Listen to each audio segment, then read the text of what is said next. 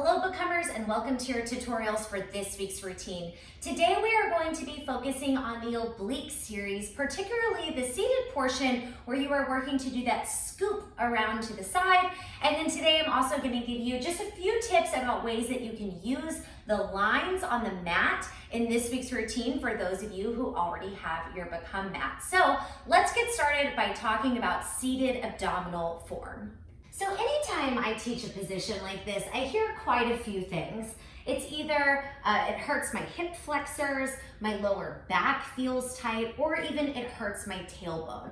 So what I would like to do today is show you some different form positions that happen on the floor, make sure that we're moving our spine in the correct position to feel it where we want to feel it, and then I also want to provide some alternatives, because if your hips are super tight or your low back is super tight or you have a really sensitive tailbone, there is a chance that this exercise or this position may better serve you seated up on a chair. So I want to show you form for the floor as well as how to get sensation if you do move this exercise to a chair. First things first, it's important that we understand the mechanics of this position. So when we are here, we are working to create a rounding or a scooping or yes, a tucking of our lumbar spine. The lumbar spine is the lower portion of the spine. So if this is my spine in a nice neutral position honoring the natural curve, this is where I am trying to go, which means that when we are seated, we're not actually on our sit bones, the bony pieces that stick out of the butt. So here I am, I'm on my sit bones. If I scoot back a little bit more, then I may end up landing on my tailbone. We don't quite want to be on the tailbone. We don't want that digging into the floor.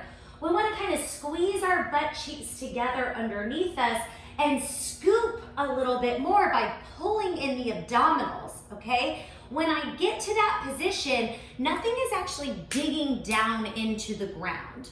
So sit bones, scoop, tailbone, scoop a little bit more, squeeze the butt together underneath you so you protect it, pull the belly in. Now, once I'm in this position, I actually have opposition going on. So my legs are thinking about pushing forward, my belly is thinking about pushing back. And now I create this deep opposition that helps me release the hips because I'm longer here. It protects the underside of my butt because I'm gripping all those muscles in, and now I'm getting low abdominal work right in this position. This move requires a ton of muscle engagement. So you will never feel it in the right spot if you're just seated and you kind of try leaning back, okay? Instead, I need to grip more muscles. So I need to squeeze my tush underneath me, pull the belly in deeply, think about reaching the feet forward here, really driving the abs in.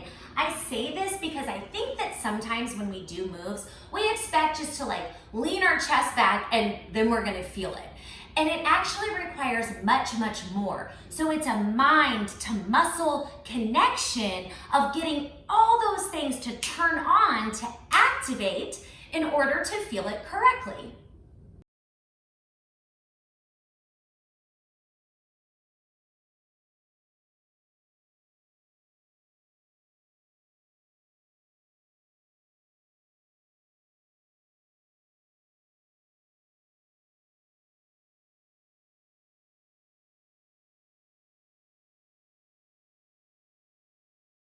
If you just tried doing that position on the floor and you could not feel your abdominals, it was just hip flexors, low back, tailbone, something other than your abs, I want you to get a chair and practice this with me. Now, I know that some people think that going up to the chair for the ab move is going to be way too easy, but actually it's going to be an incredible tool to have in your toolbox to help you understand how to feel the abs in the seated position, so stay with me.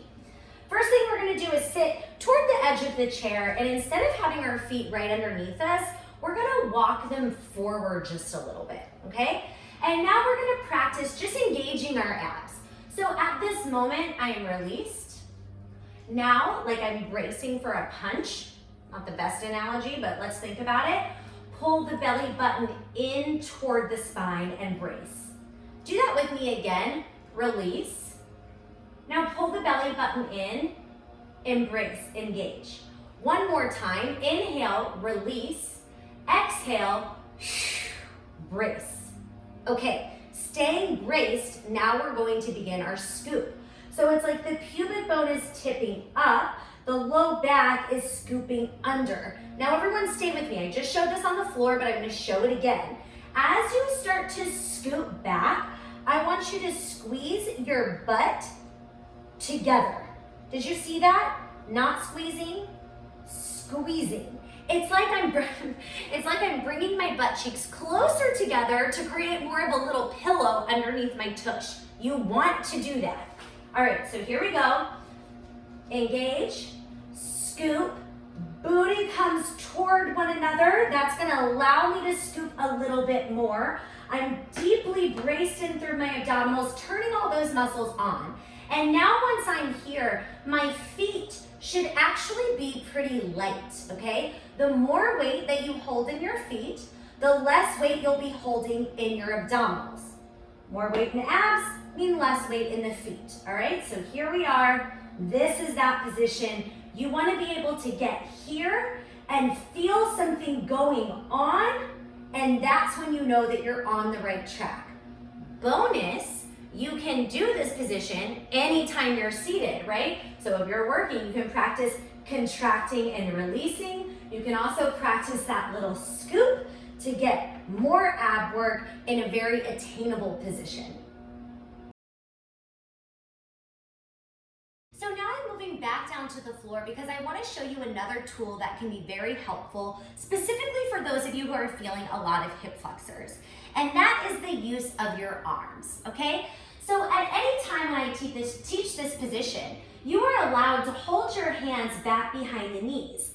And the reason we like this is because the arms can hold the weight of the legs while the abdominals pull in, and that supports the weight of the upper body.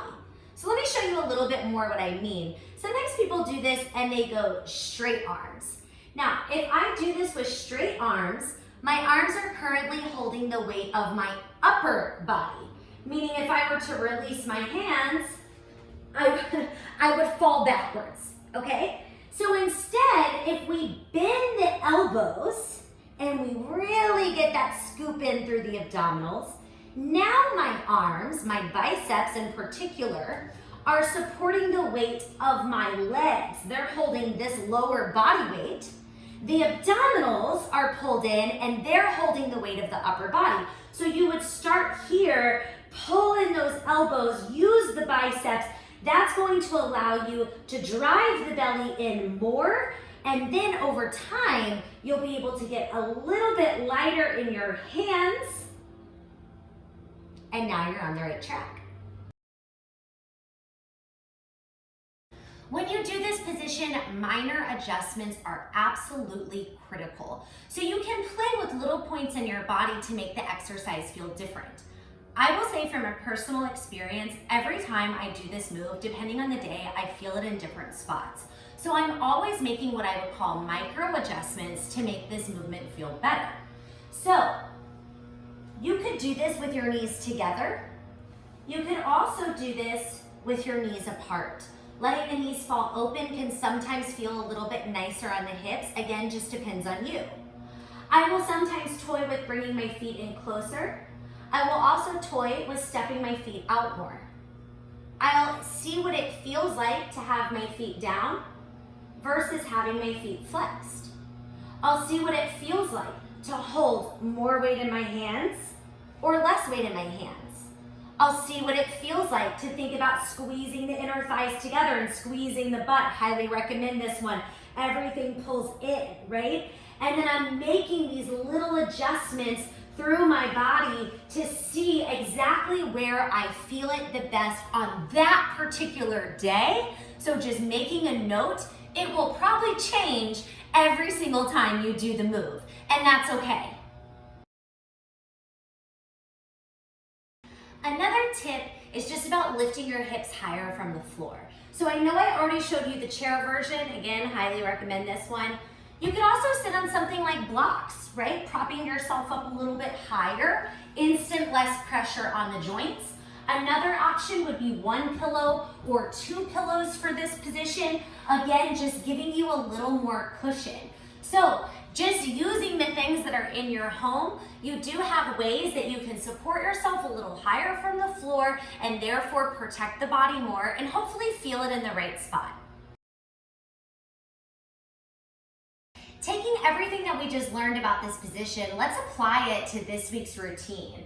So in this week's routine, we are keeping this scoop. And staying back this far, we're working to take movement with the upper body, okay? So I think what's going to come the most natural is probably for people to think about lifting their chest up and reaching forward. And that's actually not where I want you to go this week, okay? So look here, this would be the wrong way. See how my shoulders are going lower and higher? Not to mention, I'm putting a ton of strain on my hip flexors to lift up and down. Instead, we want to scoop, squeeze our butt, draw the belly in, and then keep our shoulders back here on this plane. Now the shoulders are going to wrap around to the side. This bottom rib is going to slide closer to the hip. And I found that I actually liked having weight on this outside hand as I come around. So this hand is pushing into the knee. Something about that push will give you a little more activity.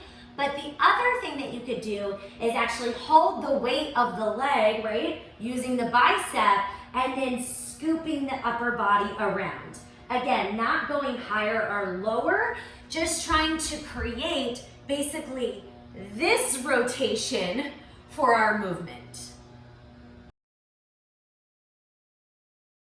For those of you who do have your Become mat, the lines that I would like to highlight today are these outside lines that run along the sides. So these lines actually almost didn't make it on the mat design, and I am so happy that they did, because the more work that I do, the more uses I find for these lines. So looking at this week's routine in particular, the plank that we are doing, the wide-legged plank that we're doing facing the back of the mat, I would highly recommend working to line up your feet with these lines. If you feel like you want your feet a little wider, you can absolutely step them wider. Remember, this mat is 2 inches wider than a traditional mat.